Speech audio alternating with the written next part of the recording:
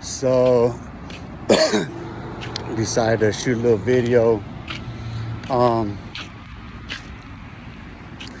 In the course of this conversation, this back and forth I'm having right now, texting with my big brother Benji Cuevas from Eastside 9th Street, Eastside Garfield too. Salute. You know what I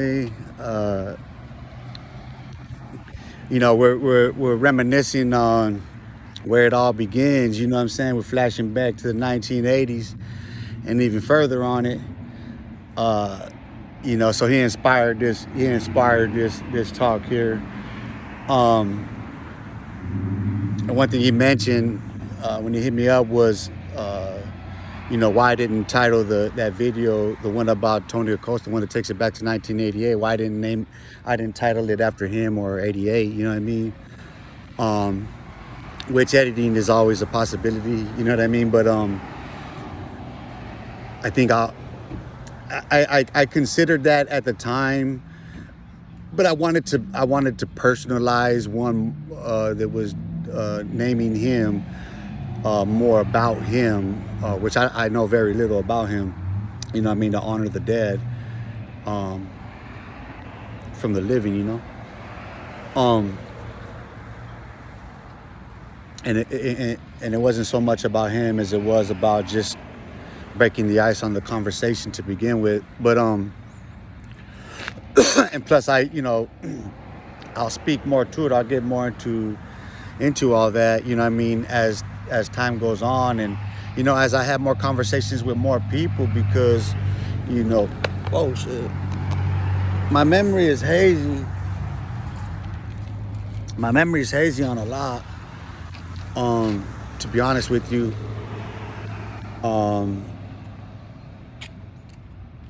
But more importantly, I want to, like I said, I keep saying, I want to give greater context to the conversation so that people have the greatest sense of what we're talking about, and give as much historical context to the conversation as humanly possible, because we're trying to clear the air. We're trying to, it's all smoke and mirrors is what it is, and we're trying to remove all that, remove the facade so that people can see, the stage is clear, see a clear stage to a new performance in life, you know what I mean?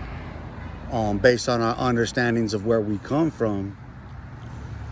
Because there's a lot of misunderstandings about these gangs and the cultures and where they come from and how they spawn, you know what I mean?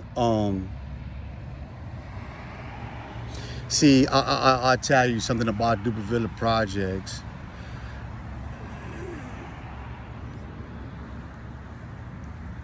The violent neighborhood and nature that it would take on and become is not where it began. It became exceedingly violent as it did with my generation, with my classmates, with us, me and my classmates. I can give, and I will over time, get into each grade, each class in the hood, you know what I mean, each age group, and from generation to generation. And I know, you know what I'm saying, I'm from there, you know what I'm saying, and I've had a lot of conversations with a lot of people. I've questioned a lot of people about a lot of it, you know what I mean. So I have a good sense of where it begins, and I'm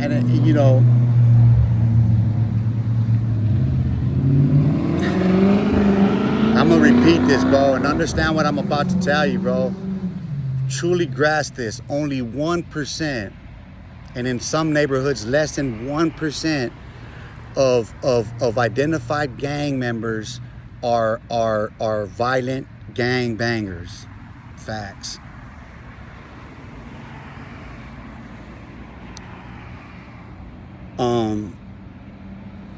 So when it comes to different homies from the hood, understand, it's like I said in the last video I dropped about, we all have fingers pointed at us.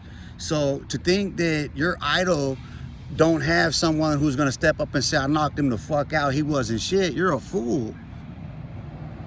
You're a fool to think that he ain't got no fucking, he ain't got no scars, he ain't got no shit on his jacket. You're a fool to believe that. There's no way in the world you could be a criminal in this life and not have a motherfucker that's gonna say something bad about you when you've taken lives. It's just not gonna happen. When you've got that kind of reputation, such a notable reputation of notoriety and infamy, yeah, bro, you get challenged. We don't get to where we are in stature and nature by not fighting our way to that place.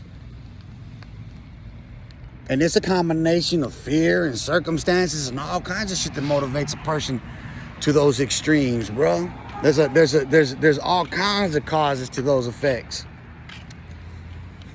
But, you know, to suppose in the hood that, because listen, after 1988, after that incident happened in 1988, and everything became real territorial on the east side because everything was free flowing, like from hood to hood parties. There was a bunch of partying, it was a freestyle, you know what I mean? The music and everything was represented in that time. You know, but put something on from that time, you'll see what the vibe was like.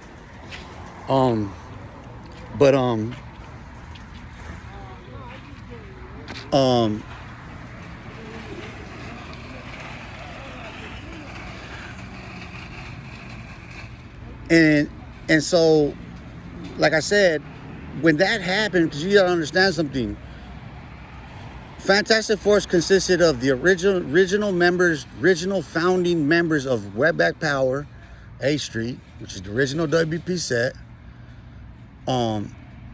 originals from Nice, originals, like we're talking original families from these hoods. Like those of us who are members, we come from original families. We're legacy in the hood because our families are rooted there. You know what I'm saying? And we have families that cross those lines in the hood. The Gates, the Milpas, the Campitos. Like we all have relatives in these hoods and even, you know, just other places. But we all know what it is here. We all know how small this place is.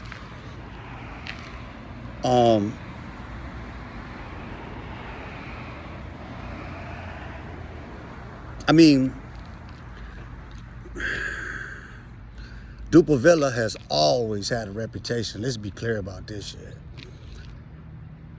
For you get fucked up going around there, man. Like it begins with the conflict within itself. There, those are the old who were there in the beginning. They know where it begins. They don't want to talk about that shit, but it's all good. I don't particularly, you know what I'm saying. That's not what I want from that portion of the story anyway. That's not what I want to get out of it. That's not, people don't understand the relation to it all. When it comes to that generation and those original members and all that, David Fierros, y ya estuvo, lucha. That's it. That's it, bro. They have a fight. They fought twice. It's legendary. And both of them take pride in that fight for who they fought and how reputable both they were and are in the neighborhood, man.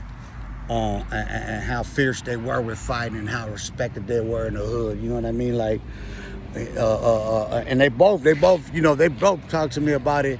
And you know, they both have a certain sense of pride. Like, yeah, you know what I mean? I got them once, it got me once. And they get, you know, and they salute each other for that. You know what I'm saying? People don't understand it were it not for that fighting David, you know what I'm saying, squaring that right there, man. It wouldn't, you know, I don't want to, and that's the thing, because that generation is the age that they are, and I don't want to go there with them, man. Like, I don't want to, that's like them two, them are hard heads, bro. Them are fucking mas chingon. Those are, man, if I got to pick a squad right now, lineup, I'm picking them. One's a Vietnam veteran, everybody know David. You know what I'm saying? Even that David's age, David's still the same person. That's still the same motherfucker.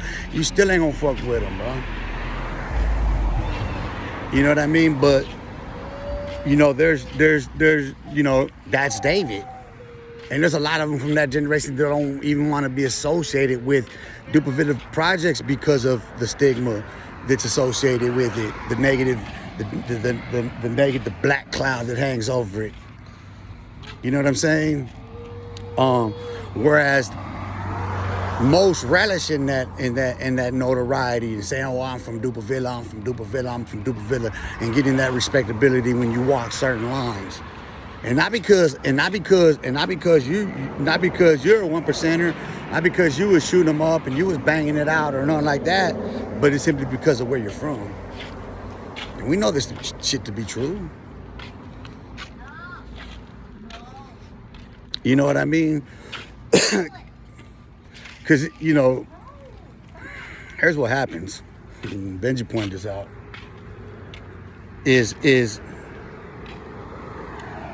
my brother hid behind me. After that happened, my brother was always with me and my homies. And as Benji explained to me, they wouldn't fuck with us. You know what I'm saying? Like it wasn't a fair fight to them. You know what I'm saying? Like, I mean, we smashed with like Lil Dookie and them. They jumped us once, you know what I mean? And we had some spats there, but you know, in the beginnings, that's what it was like that. You know what I mean? And Joe insulated himself around us.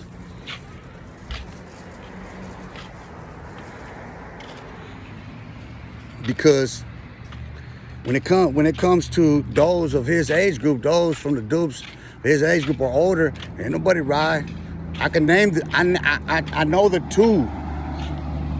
One of them has a case with me. You know what I'm saying? That had heart like that. You know what I'm saying? Oh, and the homie Ray Montez. Forgot him. Ray Jr. Let me correct that because he's not his dad. You know what I mean? I do believe his dad's senior, and I don't know if he want to be associated with that. But, you know, that's how, this is the truth about how this shit all plays out.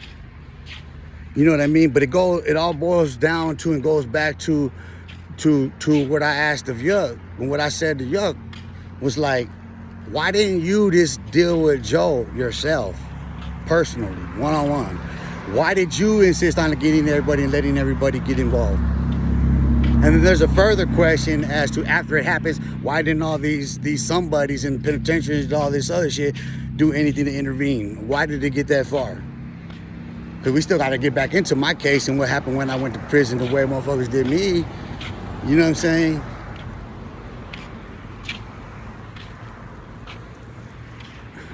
Look, it's over with. It's done. Like, none of us that were involved in that shit we're all at peace with one another. We're all fully capable of having conversations with one another. Me and Benji chopping it right now. You know, I'm trying to fit in on the schedule, man. You know what I mean? Break some bread with him, man. It's been since then, since I broke bread with my brother, man. You know what I'm saying? And you know, with exception of that shit, there was no beef, man. I don't know, man.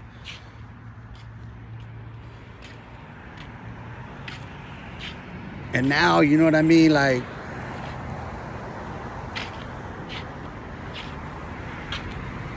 carrying on a legacy of death and destruction for no reason. You know what I mean? And you look at my brother, man. You look at Joe. I can't even face this motherfucker, man. Because of the shit he's doing now.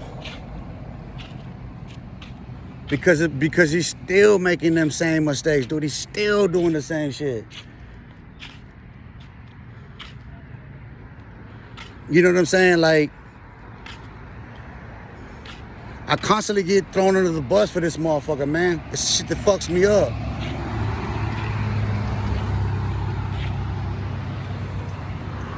You know what I mean? And he ain't got much time left, dude. He ain't got much time left at all.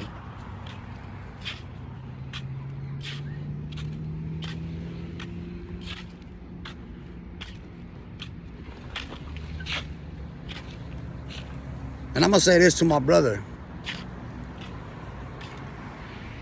A motherfucker that don't fuck with me you should never fuck with.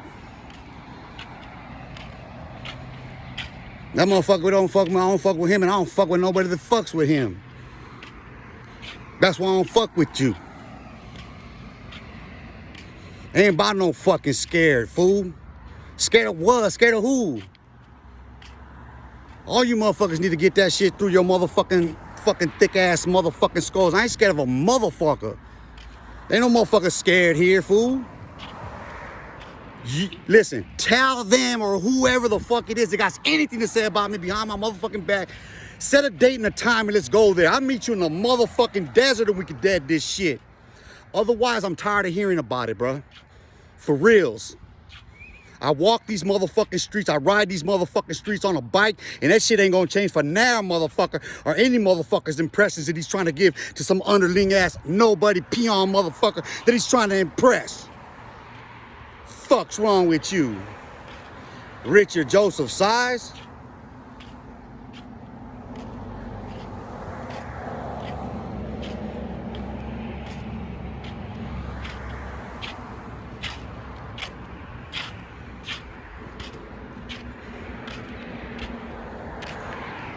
I'm fed up with all the lies, man. Motherfuckers on these streets tie themselves lies, trying to be something they're not, dude. If you go out to kill a motherfucker today because you only got 4 bodies instead of 5 bodies, then you're trying to be something you're not, motherfucker. You're headed down a road that's, you know where it's going, dude. And there's no more honor in that shit, dying for a motherfucking gang. You ain't getting that shit from me no more. Fuck no, little homie catches a bullet because he is out there being stupid. It's on you, motherfucker. Rotten piss. I say the same shit to the enemy. Rotten piss, motherfucker. If you're gonna be out there, putting other motherfucking innocent lives on the line and your own motherfucking life on the line, playing Russian roulette, being fucking stupid in traffic, the motherfucker get ran over like Frogger. That's how I feel about it. Ain't no glory in that shit no more, bro. This is coming from a motherfucker that a whole generation of motherfuckers looked up to. A whole goddamn state admired this retarded little motherfucker right here for the ignorant shit I did. I was a little daredevil. You tell a motherfucker, hey, go up, climb up there and jump. Man, I'm gonna climb up that motherfucker. Let me climb up to him and jump. The fuck?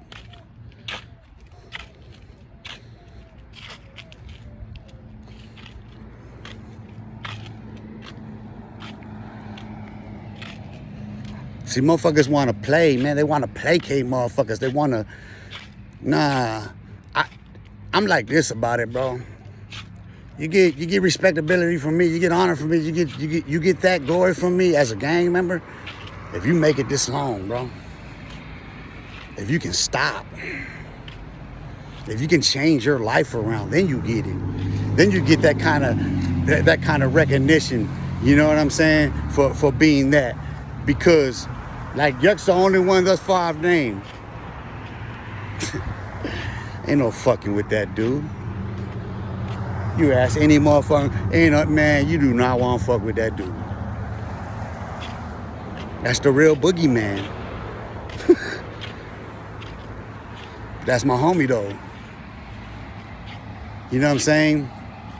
I know he's not getting out. You know what I mean? But and you know he got failing health as well. You know what I'm saying? And we've always talked about doing the book on Fantastic Force. You know, he's always wanted that. Shit, a whole bunch of motherfuckers that love this. Read that story, hear that story, that's a cold ass story. There is so many like just little rogue stories. So much funny shit we did, bro. So much crazy shit we did. So much exciting shit, so much fun shit we did. We were the trendsetters, but people don't understand how it played out from the breakdancing era. Because like those breakdancing crews are from gangs. Those form out of gangs. We just happened to be the coldest alliance because we were the coldest of rivals in the goddamn state. There's no fucking fiercer rivals than the East Side gangs that predates us. Like, it's not like the older homies didn't have beef before us. They did. They just weren't doing drive-bys and trying to kill every fucking buddy that moved over a fucking neighborhood. It was a different pride then. You know what I'm saying? But those are the facts.